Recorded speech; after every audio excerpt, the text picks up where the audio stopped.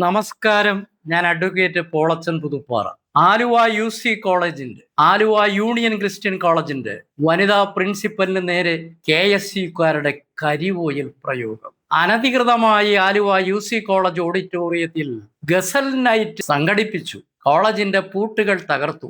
അജ്മൽ, ബാദുഷ തുടങ്ങിയവരെ TC കൊടുത്തുവിടാൻ ഇക്കാരണങ്ങളാൽ management, പ്രിൻസിപ്പലും ഒക്കെ കൂടി തീരുമാനിച്ചു. ഇത് ആലുവ UC കോളേജിലാണ് സംഭവിക്കുന്നത് എന്ന് ഓർക്കുമ്പോൾ വിശ്വസിക്കാൻ പറ്റുന്നില്ല. മഹാരാജാസ് കോളേജിലോ കേരളവർമ്മ കോളേജിലോ ഒക്കെയാണ് എങ്കിൽ അതൊക്കെ അവിടെ നിത്യസംഭവങ്ങളാണ്. നമ്മുടെ രാഷ്ട്രപിതാവ് മഹാത്മാഗാന്ധി 1920കളിൽ വന്ന ആ യൂണിയൻ ക്രിസ്ത്യൻ കോളേജിന്റെ തിരുമുറ്റത്താണ് കരിയോയിൽ പ്രയോഗം. അല്ലയോ KSUക്കാരെ, ഗാന്ധിജിയുടെ ആത്മാവ് നിങ്ങൾക്ക് മാപ്പ് തരും. സാധാരണ SFIക്കാർ നടത്തുന്ന ഈ ഗുരുത്വമില്ലാത്ത ഇതുപോലുള്ള പ്രയോഗങ്ങൾ KSUവിന്റെ പ്രവർത്തകരാണ് നടത്തിയത് എന്നത് എന്നെ ഞെട്ടിക്കുന്നു. കാരണം 48 വർഷം മുമ്പ് 1975 ആലുവ UC കോളേജിലെ ഡിഗ്രി വിദ്യാർത്ഥിയായിരിക്കുകയും ഇന്ന് കരിയോയിൽ ഒഴിച്ച നിങ്ങളുടെ KSUവിന്റെ പ്രസിഡന്റ് ആയിരിക്കുകയും ചെയ്തയാളാണ് ഞാൻ. അടിയന്തരാവസ്ഥക്കാലത്ത് അന്ന് ആലുവ UC കോളേജിലെ KSU പ്രവർത്തകർ സമരം ചെയ്തത്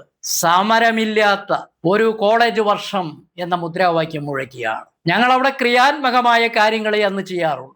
മാനേജ്മെന്റും അധ്യാപകരും വിദ്യാർത്ഥികളും തമ്മിൽ വളരെ ഊഷ്മളമായ സ്നേഹബന്ധമാണ് ഉണ്ടായിരുന്നത്. അവിടെ അമിതമായ രാഷ്ട്രീയ അതിപ്രസരം ഇല്ലായിരുന്നു. വല്ലപ്പോഴും SFIക്കാര് അവരുടെ ചില നേർച്ച പരിപാടികൾ പോലെ ചില സമരങ്ങൾ നടത്തുമായിരുന്നു. അതിനെപ്പോലും സമരങ്ങളില്ലാതെ അധ്യയനം കൊണ്ടുപോകണമെന്ന നിലപാടാണ് KSU അന്ന് എടുത്തത്. ആ ആലുവ UC കോളേജ് അതിന്റെ ചരിത്രം, മാർത്തോമാ സഭയും ഓർത്തഡോക്സ് സഭയും യാക്കോബായ സഭയും ഒക്കെ ചേർന്ന് യൂണിയൻ ക്രിസ്ത്യൻ കോളേജായി, ഒരു ഫെലോഷിപ്പായി, അങ്ങനെ വളരെ മാതൃകാപരമായി കൈക്കൂലിയില്ലാതെ യാതൊരു അഴിമതിയുമില്ലാത്ത ഒരു മാനേജ്മെന്റ്, കുട്ടികൾക്ക് നല്ല സ്വാതന്ത്ര്യമുള്ള മാനേജ്മെന്റ്, വളരെ ഡെഡിക്കേറ്റഡ് ആയിട്ടുള്ള പ്രൊഫസർമാര്, ഇങ്ങനെയൊക്കെ ഉള്ളൊരു കോളേജായിരുന്നു ഇത്ര കാലം അവിടെ ഉണ്ടായിരുന്നത്. ഇതെന്താണ് ഇപ്പോൾ അങ്ങ് കണ്ണൂരിൽ വനിതാ ആരോഗ്യമന്ത്രി വീണ ജോർജിനെ തടയാൻ വേണ്ടി പാഞ്ഞെടുക്കുന്ന KSUക്കാര്, ഇവിടെ കോളേജ് പ്രിൻസിപ്പലിനെതിരെ കരിവോയിൽ ഒഴിക്കുന്ന KSUക്കാര്, നിങ്ങൾക്ക് ലജ്ജയില്ലേ?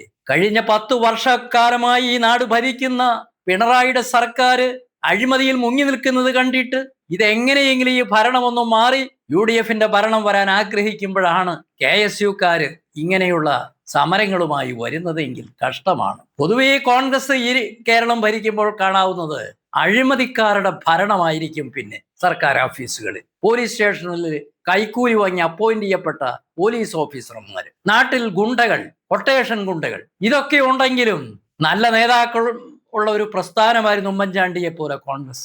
ഇപ്പോ കാണുന്നത് എന്താണ്?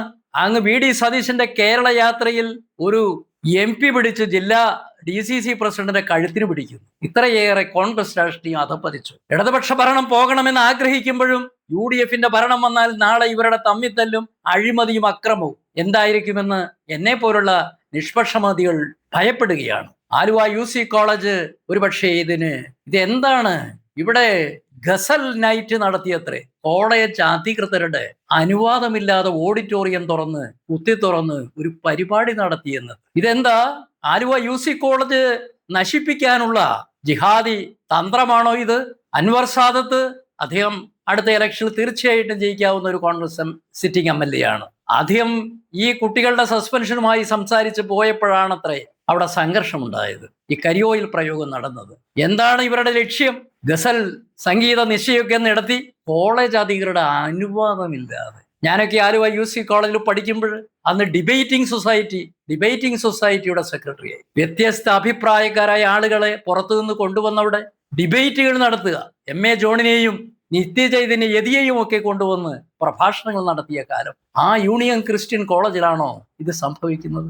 രാഷ്ട്രീയക്കാർ, അൻവർ സാദത്തായാലും KSU നേതാക്കളായാലും ഇത്തരത്തിലുള്ള പ്രവണതകളെ വെച്ച് പൊറിപ്പിക്കരുത്.